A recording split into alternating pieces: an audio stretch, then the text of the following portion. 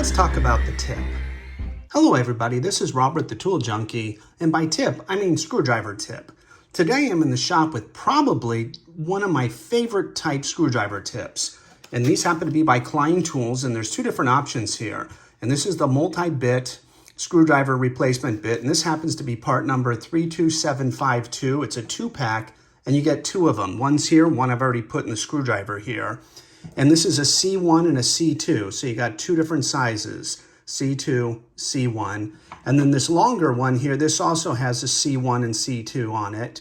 It's a little bit longer, so it doesn't fit the screwdriver, but this will fit the chuck of a drill or something else. This happens to be part number 32776.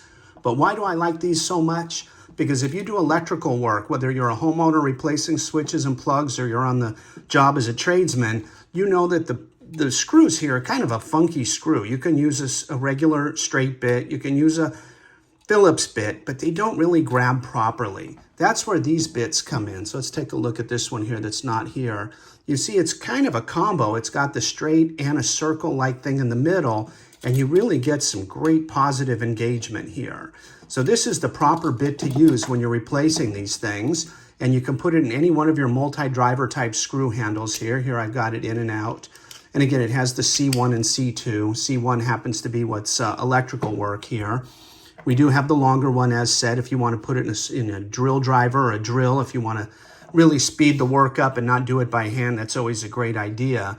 But this is really the best tip to use on these screws. You won't strip them, you'll get positive engagement, and believe me, if you're doing a whole house, by the end of the day, you're really going to be thankful that you're using the correct one, because it's going to go right in nice and tight. You're going to screw it in. Your bit's not going to keep slipping out, falling out. You're not going to chip the paint or scratch the wall.